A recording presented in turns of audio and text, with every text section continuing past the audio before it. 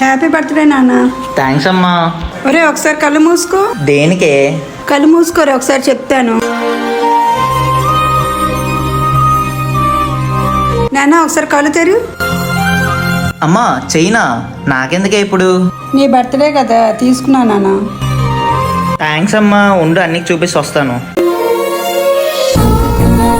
అన్యా అన్యా, రే happy birthday రా. Thanks రా. ఒరే అమ్మ నాకు చైన్ కొన్నదిరా. రే చాలా బాగుందిరా. సరేరా అయితే. అవును, ఎందుకురా ఎంత డల్గా ఉన్నావు? అదేం లేదురా, మీ ఫ్రెండ్స్ తో బయటకు వెళ్తున్నాం, వెళ్ళు. రే చెప్పరా.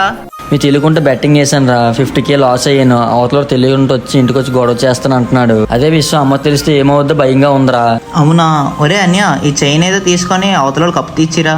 వద్దురా, అమ్మ బర్త్డే గిఫ్ట్ ఇచ్చింది కదా, మళ్ళీ అమ్మ తెలిస్తే ఊరుకోదు. రే అమ్మకి నేను చెప్పుకుంటాను లేరా, వెళ్ళి వాళ్ళు కప్పు తీర్చా ముందు. థ్యాంక్స్ రా.